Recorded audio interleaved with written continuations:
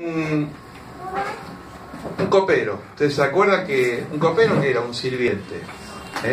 Un sirviente que tenía que probar la copa del rey, tenía en su misión gustar antes de que el rey beba algo, por si la copa estaba envenenada. Así que era un trabajo bastante riesgoso, porque lo que hacía podía acabar con su vida. Nehemías era una persona que tenía un corazón que le preocupaba el problema de los demás. No era una persona indiferente, lo vamos a ver ahora en la palabra. Los que tienen Biblias me pueden acompañar en el capítulo 1 de Nehemías, y si alguien está cerca y conoce, para agilizar el tiempo, ayude a su hermano a encontrarlo, ¿no? Nehemías 1. Dice así la palabra de Dios. Palabra de Nehemías, hijo de Acarías. Aconteció que en el mes de Osleu, en el año 20, estando yo en Susa, capital del reino, en la misma capital donde estaba también Esther, la reina Esther, eran todos los expatriados después de la gran persecución del pueblo de Dios. Y vino Anani, uno de mis hermanos, con algunos varones de Judá, y les pregunté por los judíos que habían escapado, que habían quedado en la cautividad, y por Jerusalén. Y me dijeron: el remanente, los que quedaron en la ciudad, allí en la provincia, están en gran mal y afrenta el muro de Jerusalén, derribado a sus puertas quemadas a fuego. Cuando oí estas palabras, me senté y lloré e hice duelo por algunos días, ayuné, oré delante de Dios, delante del Dios de los cielos. No lo cierre todavía, vamos a seguir leyendo, pero es importante escuchar esta parte del relato, ¿no? Es decir, cómo Dios de alguna forma tuvo que trabajar en lo que se llama la disciplina de Dios. Dios siempre ha disciplinado a su pueblo, Dios siempre nos disciplina. Dice que como un padre disciplina a sus hijos, así hace Dios con nuestras vidas. Si Dios, ¿por qué nos disciplina? Porque nos ama, ¿no? Por eso a veces podemos confundir con castigos, pero tiene que ver con disciplina.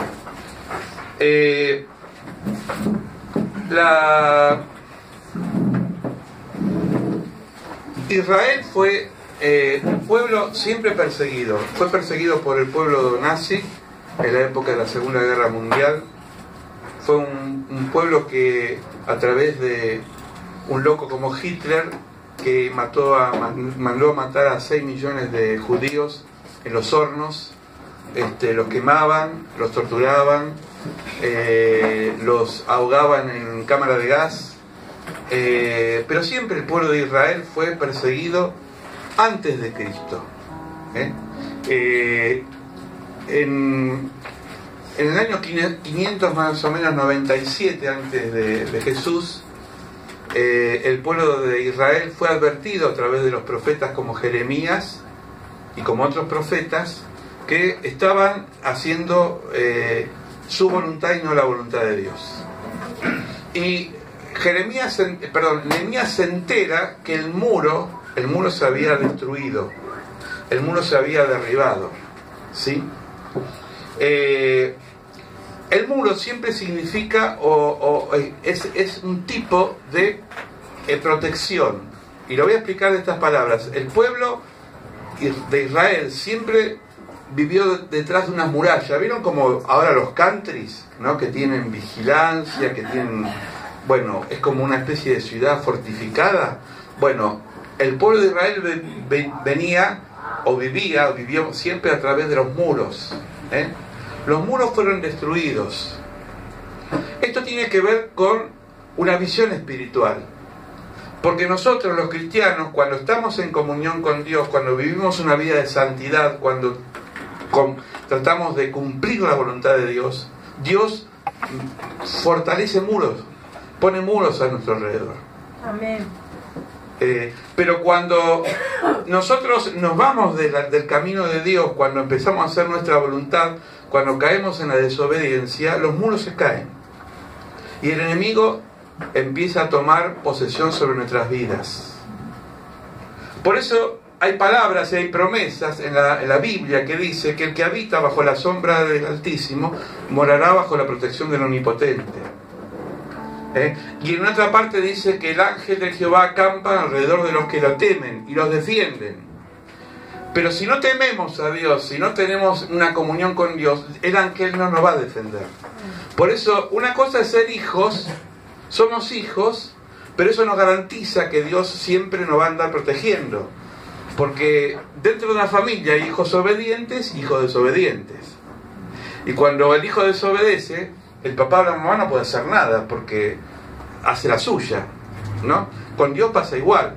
Dios nos ama, Dios nos da la protección, Dios nos dice, no temas, voy a estar con vos, pero siempre nos da una condición: si haces mi voluntad.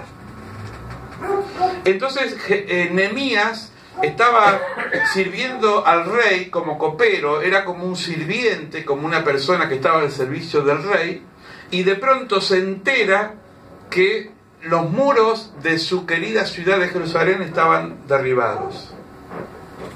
Fíjense en cuánto tiempo pasó de que el pueblo de Israel fue totalmente disperso hasta que realmente volvió a ser un pueblo, una nación. En el año 70 después de Jesucristo, Jesús lo predijo, dijo que no quedará muro, piedra sobre piedra, porque el pueblo había rechazado al Hijo, hacia Jesucristo, y en el año 70 los romanos destruyeron Jerusalén. Hasta 1948, casi 2000 años, Jerusalén no fue nación. Recién en 1948 volvió a Palestina el pueblo que estaba disperso en todo el mundo. Después de casi 2000 años, el pueblo tuvo que pasar un proceso de disciplina, el pueblo de Dios, hasta volver a conquistar su tierra prometida por Abraham, porque Dios se la había prometido a Abraham. Los que están viendo ahora a Moisés van a encontrar que el pueblo estuvo esclavizado 400 años. Algunos están aprendiendo la Biblia por la serie, ¿no? Pero no está todo bien, hay que buscar también la palabra, porque es una novela, hay cosas que son fantasiosas. Pero sí es importante que nos da datos de que el pueblo estuvo 400 años esclavo, porque precisamente se había salido del camino de Dios. Y fue liberado hacia la tierra prometida, pasaron 40 años en el desierto, pero aún así el pueblo seguía dudando. Moisés sufrió dos tipos de adversarios. Primero, los adversarios que eran sus propios hermanos de adopción, los egipcios, pero después tuvo adversarios dentro de su congregación.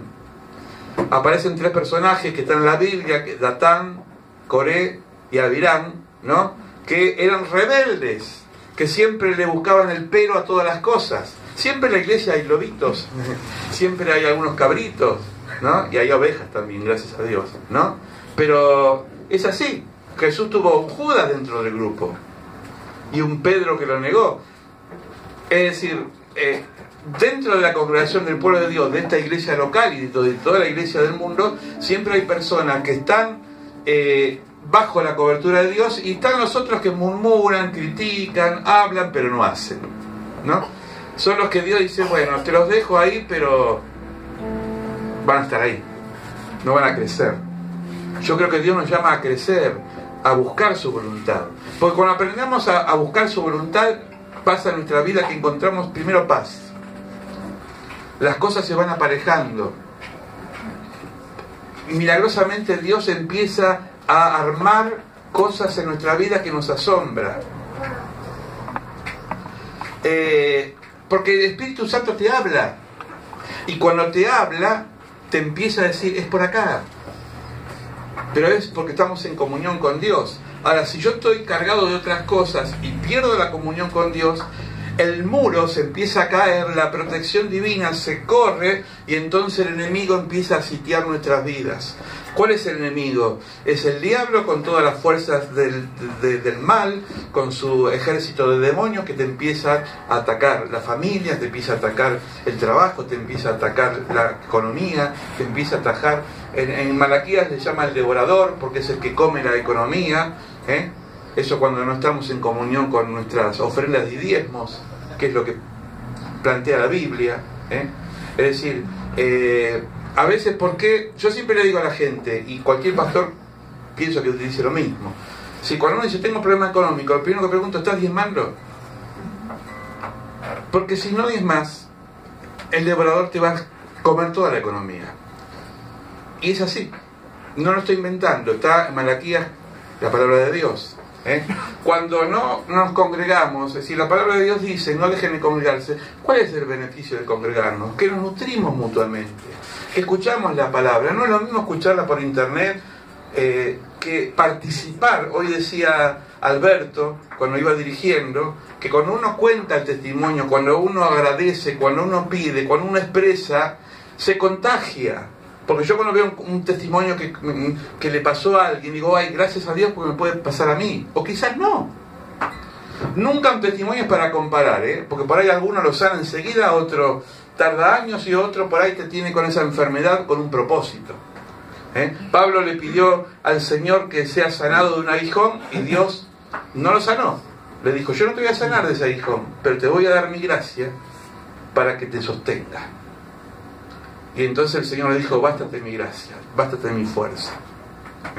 Yo conozco pastores que tienen hijos con problemas mentales, con problemas de atraso, y han orado y ayunado, y Dios no lo sanó, porque no sabemos, es un misterio. Porque hay personas que parten temprano a la presencia de Dios y otro tarde, no sabemos. Pero no podemos nunca nosotros decir, bueno, Dios tiene la culpa.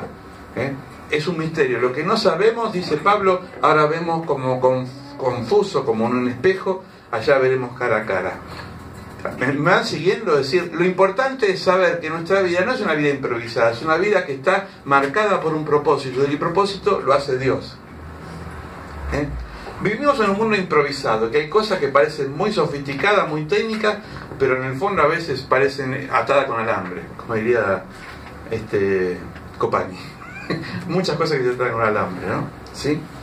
Yo a veces, el otro día estábamos acá en la cocina, le decía al pastor Gustavo, el pronóstico con toda la tecnología, los satélites, que sé yo, decía que iba a llover y salía afuera y había un sol bárbaro. Yo digo, o nos están mintiendo, o hay alguien ahí en la oficina y uno que dice, che, Cacho, fíjate el cielo como está, ahí hay sol, entonces dibujaba un solcito en la computadora para que la gente, digo, me reía porque parecería que tanta sofisticación, pero al final dice una cosa y aparece otra, ¿no? ¿Le pasa a ustedes? Yo va a llover y salgo afuera y ahí tenés que ponerte una remera porque es un calor tremendo. Porque todo falla, porque no hay nada perfecto, porque Dios es el único que no cambia. Por eso a veces nosotros confiamos en cosas que nos pueden jugar en contra. Eso no quiere decir que desconfiemos de las personas, pero tengamos siempre discernimiento. Nehemías, volviendo a la palabra, estaba en un lugar lejos de su casa. Es como el extranjero que está en un país que no le pertenece y de pronto se siente que en su familia, que en su pueblo, que en su barrio están pasando cosas y le empieza a doler el corazón. Y Nehemías empezó a sentir agobio porque el muro estaba destruido, la ciudad estaba destruida. Y dice, versículo 4, cuando oí estas palabras me senté y lloré e hice duelo por algunos días y ayuné, oré delante de Dios de los cielos. Es decir, empezó a orar, empezó a hacerse carne lo que le estaba pasando a su pueblo. Esto se llama no ser indiferente. Cuando a uno no le importa lo que le pasa a los demás, dice, bueno, es una sociedad muy individualista. Cuando uno dice, yo me salvo yo y los demás que se embromen, nos vamos haciendo insensibles ante el dolor humano. Por eso mi dolor es tu dolor y tu dolor es mi dolor. Dice la palabra de Dios, llorar con los que lloran, reír con los que ríen. estén contentos con los que se alegran. Nos alegramos y aplaudimos acá cuando vemos un testimonio, pero también nos lamentamos y nos duele el alma cuando hay alguien que está padeciendo algo fuerte. Pero Dios hace las cosas que no te las esperabas. Amén.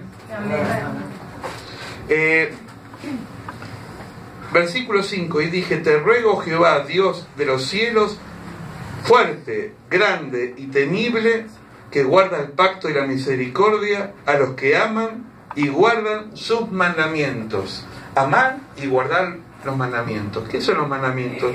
La palabra de Dios. Ayer estuvimos hablando hasta tarde con una persona que vino a buscar ayuda espiritual. Estuvimos con la pastora atendiéndola y decíamos, hay dos caminos: o hacer lo que a mí me parece o hacer lo que me dice la Biblia. Y esos son los mandamientos. Y a veces te vas a encontrar que por elegir lo que dice la Biblia vas a tener en contra hasta lo de tu familia. ¿Y sabe por qué? Porque tenemos una educación y una cultura y una forma de ver las cosas que van muy dispares a lo que dice la palabra de Dios. Por eso el que nace del Espíritu es, dice la palabra. Las personas que son convencidas, que han venido a la iglesia porque se sienten bien, porque están solos y no tienen otro lugar y ven como la iglesia como un club social, la pifiaron. Porque no es un club social, no es un lugar para encontrar amigos, es para encontrar la presencia de Dios. Y a través de la presencia de Dios sí voy a encontrar amigos, sí voy a ver gente que me contiene, pero es la añadidura, pero no es el centro. No se trata de que yo sienta o no sienta, es lo que Dios me pide que yo haga. Por eso a veces Dios me pide cosas y nos piden cosas que no está acorde a lo que nosotros queremos hacer. Dios te pide que ores y yo no tengo ganas, uno dice, y no siento orar. No pasa por un sentir, pasa por un ejercicio. Si el médico te dice caminar 5 cuadras porque si no te va a tapar la arteria del corazón, no le puedes decir al médico, no siento, doctor, no caminar. O si no caminas, se te pudre todo. ¿Se entiende? Si no haces lo que el médico te dice, te vas a enfermar. Si no, no vayas al médico.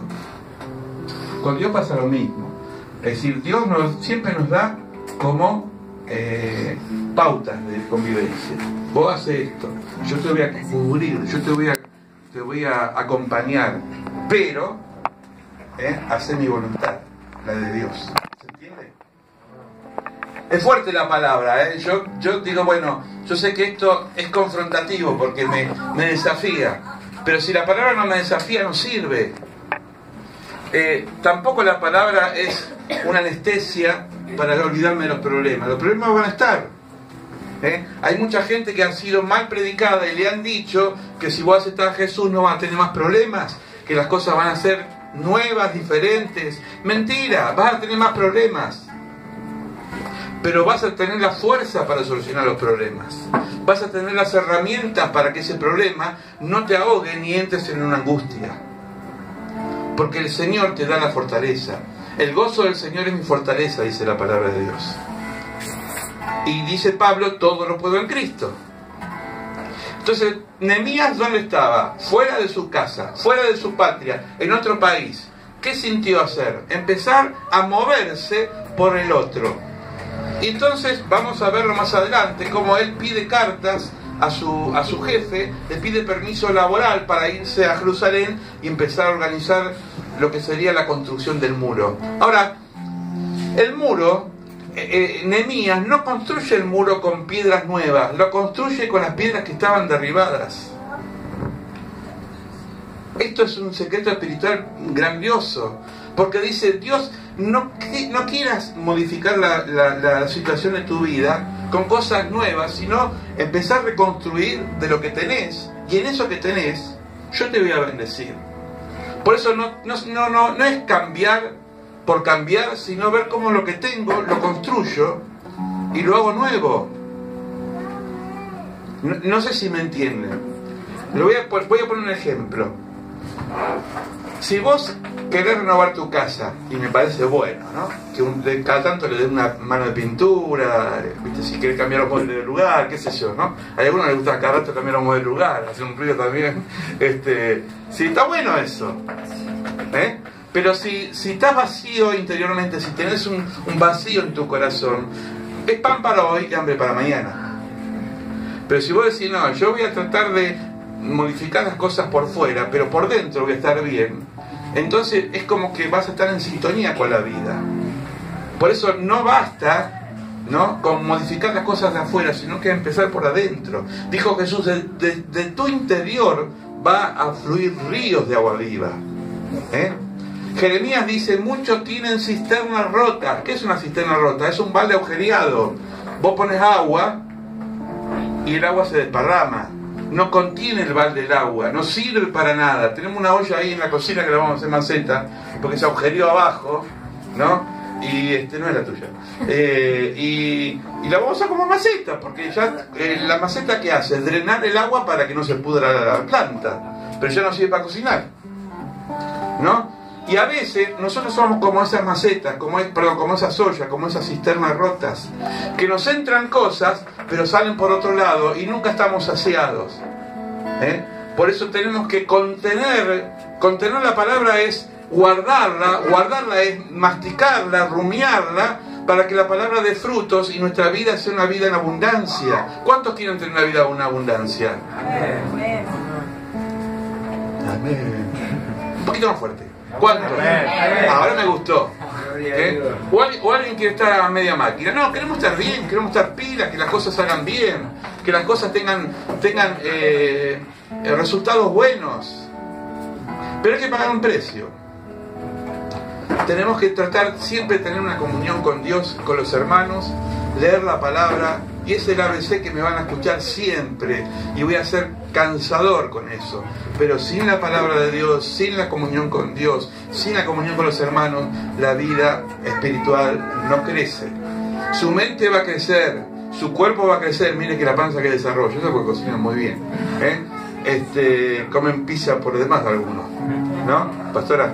Pero lo que más quiere que Jesús crezcamos es en lo espiritual. Que vos tengas un oído sensible a la voz de Dios, y Dios te va a responder. Miren, hoy me pasó algo chiquitito, fresquito, un testimonio fresquito.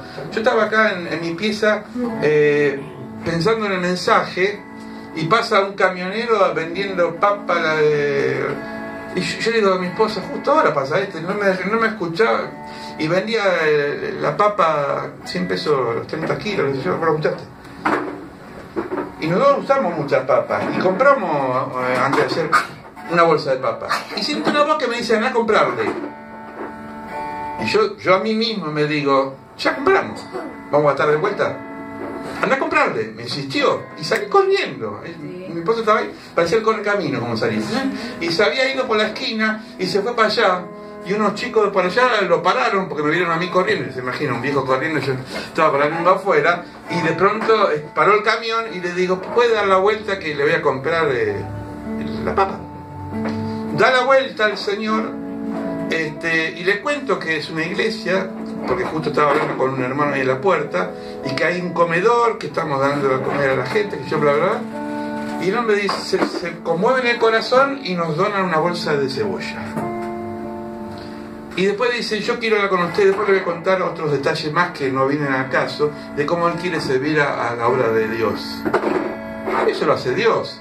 Porque si yo no hubiese obedecido la voz, me hubiese quedado y me hubiese quejado por el ruido, no tendríamos la bendición de tener una bolsa de papa y una de cebolla. Usted dirá, bueno, una bolsa de papa. Pero Dios en los detalles más íntimos se mueve. Porque pasa así. Pero por eso decía el Señor siempre la palabra, no seas rebelde, no seas duros en el corazón. Porque cuando sos duro, no sos sensible a la voz de Dios. No sos sensible a lo que Dios te dice. Dios quiere que tengas una vida en comunión. Dios quiere que tengas una vida plena con el Señor. ¿Se entiende? Amén. Yo quisiera, ya termino, contar un poco cómo se construyó el muro de Jerusalén, cómo se construye una vida. Nehemías tuvo que buscar gente que le ayude a construir.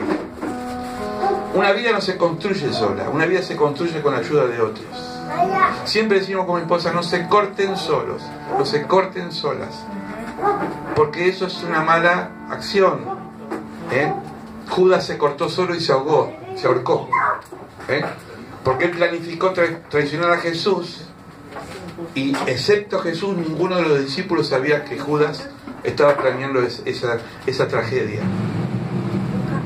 Siempre cuando tenemos un problema hay que ser humilde y decir, yo no aguanto más, necesito la oración de mis hermanos. Nadie acá, al menos nosotros, somos de difundir el problema de los demás. Muere como un secreto de confesión, pero no se quede con el problema. Reconstruir un muro se reconstruye en comunidad, con la ayuda del otro. Y a veces son problemas que no son tan graves. A veces cuando usted le cuenta el problema al otro y el otro dice, yo la estoy pasando peor, usted dice, bueno, no era para tanto. ¿No le pasa a ustedes? Porque somos de agrandar lo que nos pasa. Entonces empezamos a construir el muro en base a la ayuda de los demás. Nehemías empezó a construir el muro con otros colaboradores. Pero, si usted lee todo el capítulo, aparece un tal Sanbalat y Tobías, que eran enemigos, tenían envidia y querían poner palos en la rueda en el proyecto de Nehemías. Siempre va a haber gente en tu casa, dentro de tu casa, fuera de tu casa, que te va a poner palo en la rueda, que te va a decir, no, pero vos tenés que andar con anteojeras a caballo. Si vos tenés una visión en Dios, dale para adelante. No esperes la aprobación de todo el mundo, porque todo el mundo no te va a aprobar. Cuando tenés una palabra, cuando tenés una revelación de Dios, cuando tenés un sentir en Dios, hay que hacerlo. Siempre va a ser locura eso, pero hay que hacerlo. ¿Amén? Amén. A veces Dios te va a pedir cosas hasta imposibles, locas, pero si está avalado por su presencia, dale por adelante. Amén. Amén. Lo segundo que Nehemías tuvo que enfrentar es, trabajar día y noche. Dice que estaba con una mano con la cuchara de albañil y con la otra mano tenía la espada. Yo siempre digo que la espada es la palabra, viene a ser como un símbolo de la palabra. ¿Por qué? Porque estaba construyendo, pero el enemigo estaba acechando para atacar, ¿no? Dice Pedro que el enemigo de nuestras almas, que es el demonio, anda como león rugiente, dispuesto para devorar.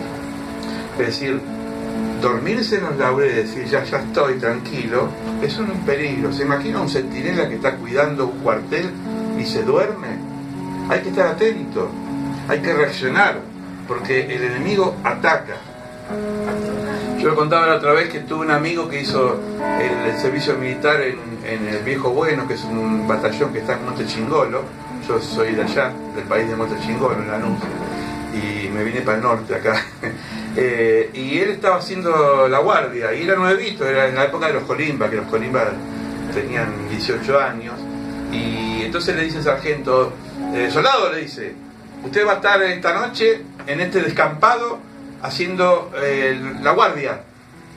Sí, sargento, le dice el otro. Y tenía un far más grande que él, era no así, porque mi amigo era chiquito así como yo, ¿no? ¿Sí?